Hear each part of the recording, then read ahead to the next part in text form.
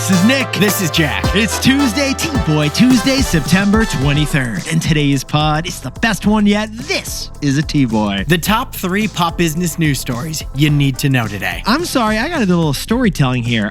First date Molly and I have had since the baby. We post up at the bar at Spruce, ready to order the hamburger, and boom, you know what I get sitting in front of me, Jack? Yes, I do. A bottle of champagne from Jack and Alex. How did you even know we were going to be at the bar? Well, like Sherlock Holmes, I figured out what restaurant you were going to. I figured out the time.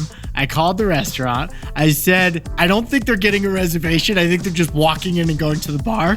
But they're going to be there at 7 o'clock. Nick is a very punctual guy. Yes. And when they show up, can you please give them this bottle of champagne? They're celebrating their first dinner since having a baby. Jack, that is Mission Impossible CIA level. Can I tell you 2 takeaways from that experience? What? First, champagne pairs with everything. Nice. Agreed. Second, tell everybody where you're going to dinner. You never know what you're going to win.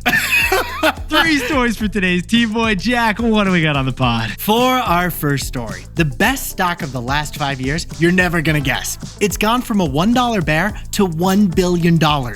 It's Build-A-Bear. It's Build-A-Bear. Yeti's Build-A-Bear has surged 2,500% in 5 years because 92% of us still own our childhood teddy bear. For our second story, President Trump jacked up the fee of an H-1B visa to $100,000. Wow. Causing weekend chaos. Besties, this is an immigration story, but it's also a trade story and absolutely a tech story. And our third and final story is the one app absolutely eating Yelp right now. What is it? Because Gen Z's favorite restaurant app is Beli. Beli has gone viral because everyone hates the 5-star review system. But Yetis, before we hit that wonderful mix of stories. I mean, fantastic mix. No one else is doing the mix today, Jack. Yesterday, we asked you some T-Boy trivia. Yes, we did. What TV show was inspired by a Snickers bar? Because like a Snickers, this show is both consistent but offers variety every episode. And the answer, Jack, what show was inspired by a Snickers? SNL. Saturday Night Live. It's consistent. You know what to expect in every episode. But it's varied with a new musical guest and new host each week. Like the nougat, the caramel, and the peanuts of a TV show. With SNL, you know you're getting a cold open, dozens of skits, a couple of fake commercials, and a weekend update. But you don't know who's singing, who's hosting, or if we're gonna get more cowbell. And that secret strategy made SNL one of the most successful shows in television history. Saturday Night Live has won 113 Emmy Awards. That's more than any other show. To quote Jim Carrey, swing! But the way SNL, the show, actually began, well, that deserves an Emmy too. Did you know it wasn't initially called Saturday Night Live? Yeah, true story. Another TV station already had taken the name Saturday Night Live. That's a fact. So Yetis, check out our weekly show, The Best Idea Yet, for the untold origin story on SNL. It's gonna make you laugh, it's gonna make you cry, and then it's gonna make you laugh a little bit more. Did somebody say more cowbell? I hope they did. Jack, let's make it happen. We dropped a link in the episode description to The Best Idea Yet. In the meantime, here's our 3 stories. Cue the cowbell. Let's hit him, Jack. 15 years before this song, 2 boys from the Northeast met in the dorm. They had an idea that caused a cultural storm. It's the best one yet, but the best is the norm. Jack, Nick, that's it. I don't even think they need to practice. 50%, that's a fat tip. T-Boy City on your at-list. If you know, cause we ready to go. We can't wait no more, so just start the show. Start the show. For our first story, the stock of one company you've heard of is up 2,500% in the last 5 years. And that company, who is it, Jack? Build-A-Bear. Yeah, the Teddy Bear Company. They just broke ground on a location in Orlando because they're not a bear company. They're actually a brain company. Jack, let's pause the pod and check our portfolios here. NVDA, Palantir, Tesla, Microsoft. We don't own any of those, unfortunately. And in the last 5 years, there is one teddy bear stock that has beaten all of them, and unfortunately, we don't own it either. In 2020, Build-A-Bear stock was $1 a share. The company was almost bankrupt. What about today, man? $70 a share. The company's worth nearly $1 billion. Build-A-Bear stock is beating NVIDIA this year to the point it's making tech investors cry. Yeah, hold your hard drives. This company is based in St. Louis, Missouri. They make stuffed toys. Okay, Jack and I jumped in T-Boy style to the Build-A-Bear Build-A-Bear earnings report, they said artificial intelligence, Zero times. Only company we're aware of that doesn't mention AI. Now, we should point out, Build-A-Bear, this publicly traded toy company, it's not a meme stock either, is it, man? No, the fundamentals of this business are just as huggable as the bears are. Now, part of the reason this stock has surged 2,500% in 5 years is it's grown from a very small base. Yeah, people thought it was going bankrupt during the pandemic. But in the 4 years since, record revenues each time. And Build-A-Bear ain't some beanie baby bubble either, is it, Jack? No, the growth, the business, they both look solid. Furby is frickin' jealous of those financials. Now, Build-A-Bear's business should be hibernating right now. Yeah, this is what Jack and I found fascinating. Build-A-Bear bears are made in China. These tariffs are going to jack up the cost of those fun toys. Plus, it's facing unprecedented competition from Labubu dolls. Those mischievous little dolls are eating away at the market share. But Yeti's nostalgia never dies. And in stressful times, nostalgia actually thrives. Inflation, uncertainty around politics, worries about AI, those are all correlated with buying little bears. Get this. According to a recent survey conducted by Build-A-Bear, 92% of American adults still own their childhood teddy bear. 9 out of 10 of you are listening to this podcast while hugging a little teddy right now. Although we need to disclose the immense bear bias of that data.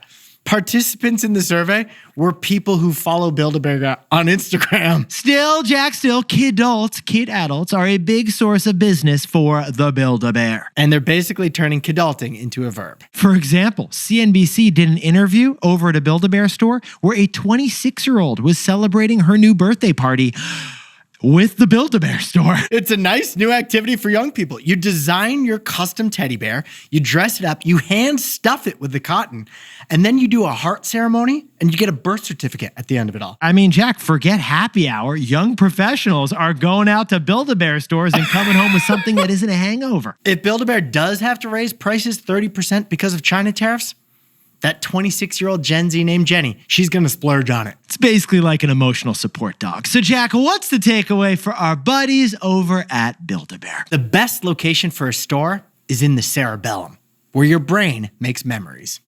Yetis, Build-A-Bear's success right now, it isn't just because they cater to kidults. Build-A-Bear, they deserve more credit in our opinion. Over the last few years, they've invested to diversify their retail footprint more than any other company. Build-A-Bear now has 525 stores. Jack, could you sprinkle on some context, please? More than Chuck E. Cheese, Shake Shack, or Disney Store. But the key isn't how many, it's where the stores are. Exactly. They have found new store concepts to fit into every place that you're having fun. You see, 5 years ago, Build-A-Bear was just in malls. But now, Build-A-Bear has stores on cruise ships, theme parks, inside hotel lobbies. They squeezed mini stores and kiosks into airports. Their biggest location ever, it just broke ground last month in Orlando, Florida, adjacent to the theme parks. Anywhere you get a boost of serotonin and make a memory, Build-A-Bear wants a location there. Because they're going to offer a location-relevant stuffy that you'll squeeze until you're 75 years old. Call them cerebellum stores, where your brain records happy events. That's the best place for retail. For our second story, the president's new $100,000 fee for H-1B visas caused chaos for tech companies and foreign workers over the weekend. So what are the new rules? Well, the H-1B visa is now basically a tariff on people. We'll explain. But first, Yetis, we'll start with the news, which dominated brunches across San Francisco over the weekend. It begins on Friday afternoon. Jack, what exactly happened? That's when Donald Trump signed an executive order increasing the fee for H-1B visas by $100,000. And get this, it was effective in 30 hours. Besties, we're talking 730,000 people working in America thanks to the H-1B. So as you can imagine, this caused huge stress for them and their families over the weekend. It appeared that companies sponsoring these people with a visa would have to pay a fee of $100,000, and they would have to pay that fee by midnight Saturday night. Okay, things got so dramatic that over the weekend, tech companies ordered all H-1B workers not to leave the country. There was worries they would not even be let back in. And workers who happened to be already outside of the country, They were ordered by their companies to race back to the United States before this took effect on Sunday. But then there was a plot twist on Saturday when, hours before the deadline, the White House clarified that this did not apply to existing H-1B visa holders. Only new H-1B applicants, not current or renewing visa holders, would be impacted by this giant new fee. So those who left their Indian wedding in panic on Saturday to get back to San Jose didn't actually have to. That's the news. Here's the context. What the heck is an H-1B visa? It's a totally fair question. We got the details. Jack, let's sprinkle it on. Let's jump into history class. It's an employment-based visa, like a guest pass to the United States, but only for college-educated foreign workers. You see, the H-1B actually goes back to the 1940s, when Congress set up legal status for foreign workers to fill very critical labor gaps in our economy. During World War II, the critical labor gap was agriculture. So Mexican farm workers were invited into the United States with an H-1B visa. In the 1980s, the work gap was nurses. So we got a lot of nurses from the Philippines. Actually, if you had a babysitter in New York growing up who was Filipino like I did, it was probably thanks to an H-1B. But then in 1990, Congress added a new requirement.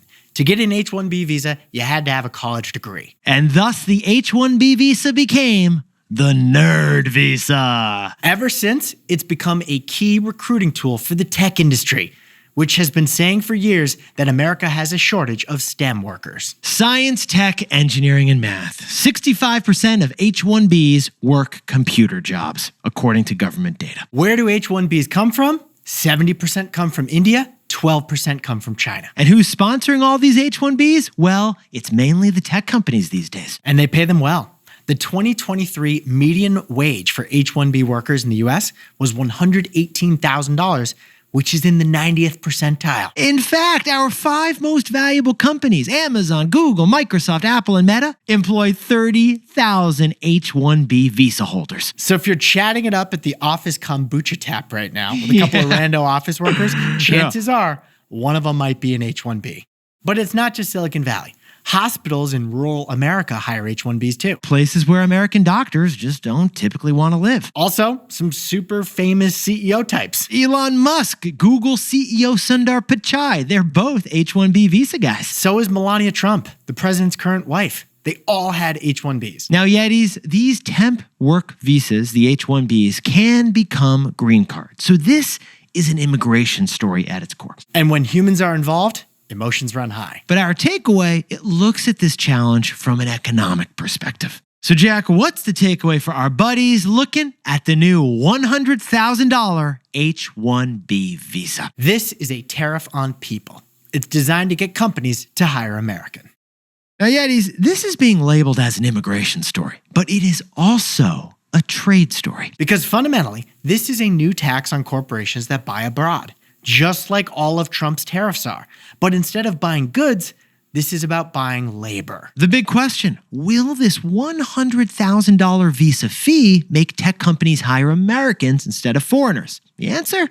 Maybe. If an Indian immigrant costs $100,000 more now, this policy could result in the job going to an American Gen Zer who just learned to vibe code. But if the tech CEOs are right, and we don't have these tech skills here in America, then they will end up paying that $100,000 fee. Which would effectively be a tax. Yes. Just like the rest of the tariffs are effectively a tax that U.S. companies pay. So add it all up, Yetis, and this $100,000 H-1B visa was rolled out with chaos that caused unnecessary trauma for 700,000 families. And we know that because we know people affected. And those people affected had an extremely stressful weekend because of this. But fundamentally, Yetis, an economic lens through which to view this new $100,000 visa is as a tariff on high-skilled workers imported from abroad.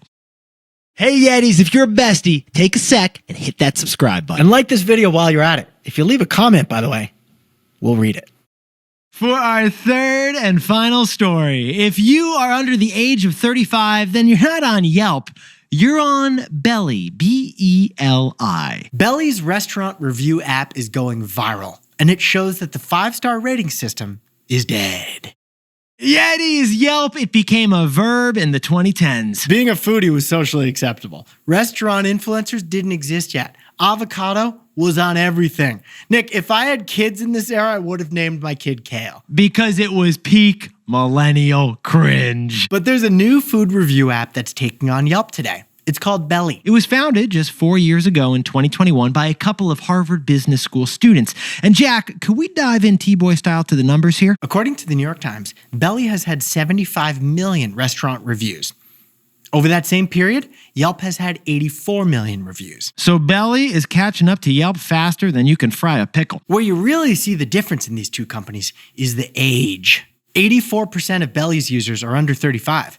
For Yelp, just 24% of users are under 35. So, relatively speaking, Yelp has kind of become more of a boomer app for your restaurant reviews. So Nick, how is this 4-year-old app challenging the 21-year-old innovator of the food review? Well, besties, as we studied the business model, we discovered algorithmic gourmet. Here's the context. Beli fundamentally does the same thing that Yelp does. You get to review a restaurant with pictures, reviews, and a rating, but for Beli, it's 1 through 10. But the growth hack for Beli is that if you want to use Beli, then you got to share Beli. Nick and I downloaded the apps, so we're one of the 14% over 35 now. But to get all the features of the Beli app, you have to send it to 4 people before you start. If you want to see the rating on that new Bartolo restaurant in the West Village, you got to text the Beli app to a buddy first. And the reason is that they're building Beli to be an inherently social app. Beli's not about the 500 randos who reviewed that restaurant down the street. It's about how 3 of your friends reviewed the restaurant. And the way people review on this app is social too. You basically make a post with pictures of everything that you ate. It's basically like an Instagram post, but all about the restaurant. There is another fundamental difference between Beli and Yelp. Yeah, this one's key. Beli has an algorithm. So, as you post and your friends post on the app, Beli starts recommending food and restaurants that it knows you're gonna like. So a 10 out of 10 rating on Beli has a different purpose than a 5-star rating on Yelp. It trains the algorithm to find your next favorite bibimbap spot in the East Village. Just like the TikTok algorithm improves as you like stuff. It's the For You page for your face. Yes. Now, besties, we should point out, Beli hasn't had the burden of monetizing their business yet. The app may become way less fun when it's full of ads next to your dumpling review post. But until then, investors are slurping up Beli like it's a bowl of ramen. So, Jack, what's the takeaway for our buddies over at Beli? Goodbye stars, hello stories. The 5-star review system is dead. R.I.P. Yetis, the 5-star review system. It began about 25 years ago with eBay, Amazon, and the whole early internet. But an entire generation has lost faith with the 5-star reviews. We all know that the numbers can be gamed. You see, bots and review farms can post inauthentic reviews. And tank or improve a rating based on how much they're being paid. Plus, Jack, you got rating inflation out there these days. Every Uber driver is between 4.5 and 5. It's a game of decibels. Also, Jack, rating bombings can happen, and that can be really unfair to a business. If your brand gets tied up in something political, you'll get a flood of ratings from people who've never even used the product. And finally, fundamentally, everyone's perspective is different. My 4-star is your 2-star. So what's the point? Besties, Beli shows us you don't want a score to evaluate something. You want a story. And that's why the 5-star review system is dead. Jack, could you whip up the takeaways for us for T-Boy Tuesday? Build-A-Bear stock has risen from $1 to $70 in 5 years. It's up 2,500%. And 500 locations. Yetis, the best location, though, for a store, it's in the cerebellum, where your brain makes memories. For our second story, companies sponsoring H-1B visas now must pay $100,000 per new employee. Here's the economic way to think of this immigration policy. Yetis, this new plan is a tariff on people, designed to get companies to hire Americans. And our third and final story is Beli, the viral restaurant review app for people under 35. It's taken on Yelp with algorithmic gourmet. Goodbye stars, hello stories. The 5-star review system is dead.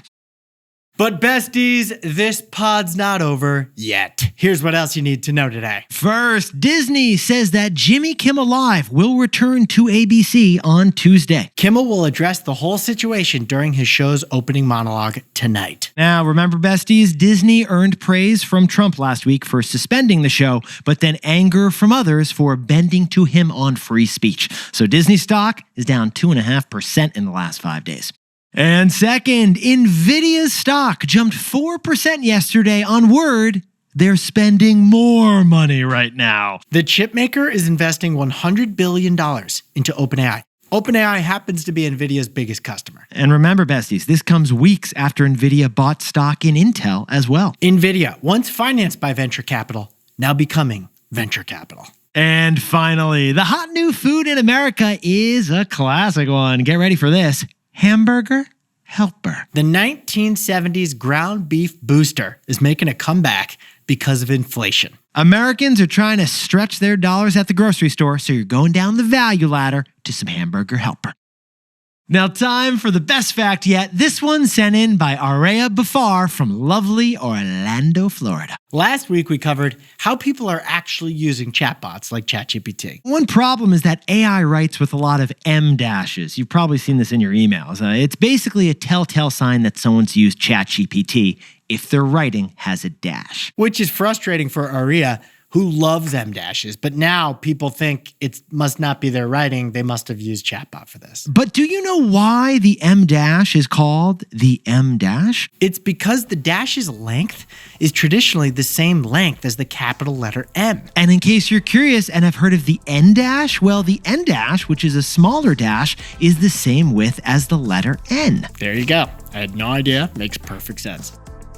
Yetis, you look fantastic today. Now, I know Jack and I said that the 5-star review is dead, but... Not dead by us.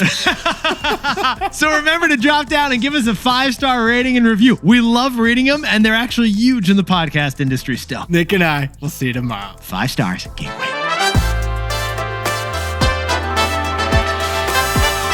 And before we go, a happy 14th birthday to legendary Yeti Tyler Mayo in Chattanooga, Tennessee, the trombone playing, cross-country running bestie out there. Happy birthday to Jace Aguirre in Mexico City, Mexico. And Xavier and Lisa Brosser from Medford, Oregon have their 3rd baby named Rocket. Congratulations, guys. Happy 2-year anniversary to Frank and Sandra Rodriguez in Victorville, California. They're celebrating at Disneyland. And Lucy and Peter McCall just got a beautiful new home in Seacliff, San Francisco. It looks fantastic. Congratulations, Lucy and Peter. And a big shout out to our very own Rachel Hauer. How are you doing? Well, just got a personal record. That's right. She was racing in a legendary race up north, and she finished with her best one yet.